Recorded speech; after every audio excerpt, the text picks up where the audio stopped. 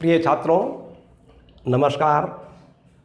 आज हम आपको ये बतलाएंगे कि साधारण भिन्नों को हम इस प्रकार से निर्धारित करेंगे कि उनमें सबसे बड़ी भिन्न कौन सी है और सबसे छोटी भिन्न कौन सी है। या कई भिन्नें दी गई हैं तो हम ये कैसे फैसला करेंगे कि उन्हें आरोही क्रम में लिखना है तो कौन सी भिन्न पहले लिखी जाएगी और कौन सी बाद में लिखी जाएगी, या अवरोही क्रम में लिखना है तो कौन सी भिन्न पहले लिखी जाएगी, कौन सी भिन्न बाद में लिखी जाएगी। इस प्रकार के प्रश्नों को हल करने के लिए जब भिन्नों को हमें आरोही क्रम या अवरोही क्रम में छांटना होता है तो हमने सभी प्रश्नों को जो है 4 कैटेगरी में बांटा है, 5 कैटेगरी में बांटा है। ये आपको हम पहले बतला चुके हैं। और पहले कैटेगरी वो होती है जिसमें अंशों का मान जो होता है, अंशों में जो संख्या लिखी होती है वह बराबर होती है और हर में जो संख्याएँ लिखी होती हैं वे अलग अलग होती हैं।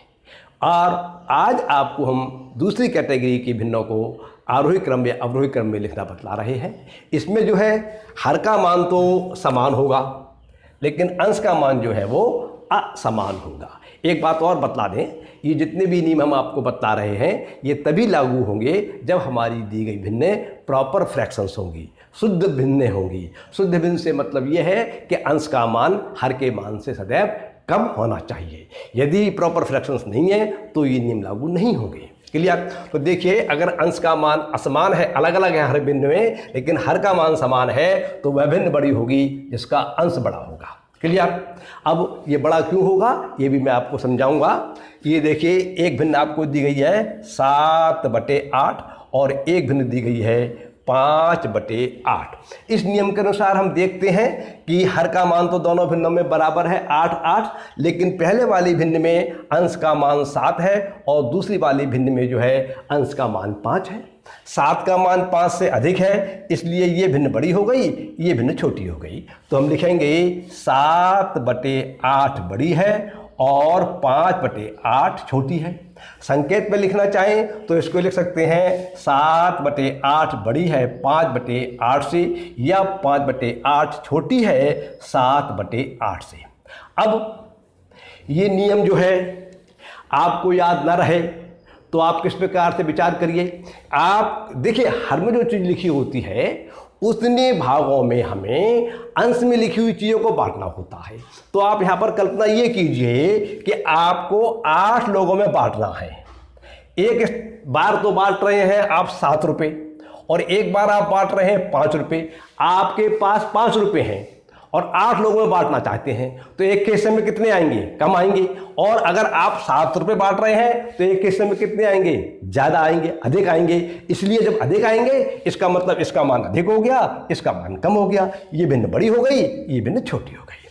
अब आप इसे देखिए, हमारे पास इसमें 4 भिन्नें हैं, एक 9/11, 10/11, 7/11 और 5/11। क्लियर?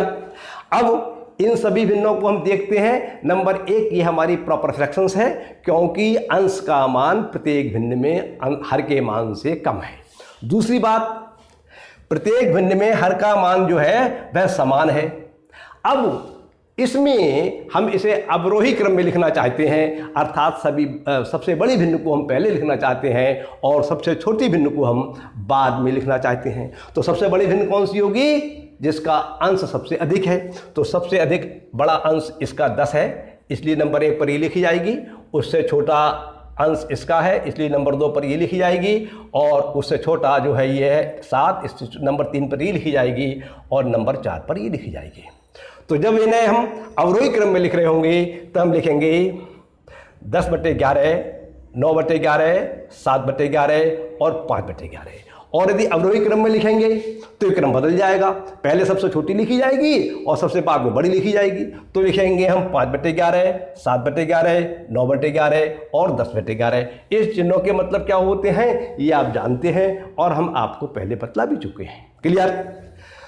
अब आप देखिए, इसमें हमारे पास 4 भिन्नें हैं, 1, 2, 3, 4।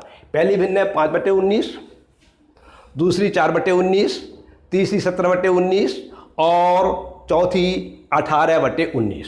ये सभी हमारी प्रॉपर फ्रैक्शंस हैं। इसके साथ ही साथ हम देखते हैं प्रत्येक भिन्न में अंश हर का मान जो है वह समान है। अंश के मान जो है वो अलग अलग है, हर के मान बराबर है। तो इसमें हम यदि आरोही क्रम में लिखना चाहेंगे तो सबसे छोटी राशि पहले लिखेंगे और सबसे बड़ी भिन्न जो है बाद में लिखेंगे। और सबसे छोटी भिन्न कौन सी होगी? जिसमें अंश का मान सबसे कम होगा, और सबसे बड़ी वो होगी जिसमें अंश का मान सबसे अधिक होगा। तो हम पहले आरोही क्रम में लिख रहे हैं, तो चूंकि इसमें अंश का मान सबसे कम है इसलिए आरोही क्रम में लिखने पर नंबर 1 पर ये लिखी जाएगी, फिर इससे बड़ी ये होगी ये लिखी जाएगी, और फिर इससे बड़ी ये वाली होगी ये लिखी जाएगी, और फिर इससे बड़ी ये वाली होगी ये लिखी जाएगी। तो यदि हम इसे आरोही क्रम में लिखेंगे तो लिखेंगे हम 4/19, 5/19, 17/19 और 18/19। और यदि इसे हम अवरोही क्रम में लिखना चाहते हैं तो ये उल्टा लिख जाएगा। तो इसको हम इस प्रकार से लिखेंगे 18/19, 17/19, 5/19 और 4/19। क्लियर? इस प्रकार से आप कोई सी भी प्रश्न को बड़ा आसानी से कर सकते हैं। आप केवल ये रटिए मत कि अंश बड़ा होगा या हर बड़ा होगा, प्रॉपर फ्रैक्शन तो होना चाहिए। फिर इसके अंदर ये देख लीजिए कि इसमें हम इतनी चीज़ों को इतने लोगों को बांट रहे हैं, तो एक के हिस्से में कितना ज़्यादा आएगा? जिसमें ज़्यादा आए वो बड़ी, जिसमें कम आए वो छोटी। अब एक हमने एक भिन्न और ली है, इसमें हमने 4 भिन्न ली है। 103/616 17, 82/616 17, 21/617 और 502/617। इसको हम लिखना चाहते हैं अवरोही क्रम में। अवरोही क्रम में लिखने में क्या होता है? सबसे बड़ी भिन्न को पहले लिखते हैं और सबसे छोटी भिन्न को बाद में लिखते हैं। जब अंश का मान अलग अलग होता है, हर का मान एक सा होता है, तो वो भिन्न सबसे बड़ी होती है जिसमें अंश का मान सबसे अधिक होता है। तो यहाँ पर हम देखते हैं इस भिन्न के अंतर्गत जो है वह अंश का मान सबसे अधिक है, इसलिए आरोही क्रम में अवरोही क्रम में लिखने में सबसे पहले तो हम ये लिखेंगे। फिर इससे छोटा इसका मान 103, तो नंबर 2 पर ये वाली लिखी जाएगी, और इससे छोटा है 82 ये लिखा जाएगा, और इससे छोटी है ये वाली, तो ये लिखेंगे। तो हम लिखेंगे अवरोही क्रम में लिखेंगे जब हम, तो लिखेंगे अवरोही क्रम में लिख रहे हैं हम ये 502/617, 103/617, 82/617 और 21/617। और यदि आरोही क्रम में लिखेंगे तो ये उल्टा लिख जाएगा, 21/600 ये पहले आ जाएगा, ये बाद में, ये बाद में, ये बाद में। तो लिख देंगे 21/617, 82/617, 103/617 और 502/617। इस प्रकार से आप किसी भी प्रश्न को बड़ा आसानी से कर सकते हैं। अगर आप हर बार रटने का प्रयास करेंगे तो काम नहीं चलेगा। जितने भी नियम बनते हैं वो किन्हीं नियमों के आधार पर बनते हैं।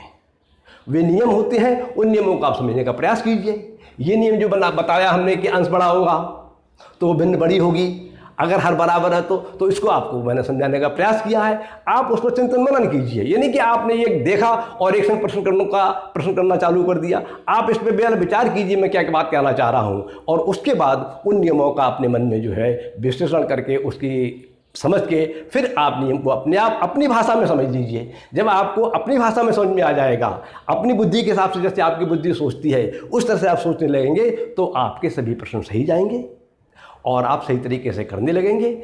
आज की बात पूरी होती है। अब अगले 3 प्रकार की जो भिन्न रह गई हैं, जिनमें आरोही क्रम अवरोही क्रम में किस प्रकार से लिखा जाता है, वह मैं आपको बाद में बताऊँगा। नमस्कार, धन्यवाद।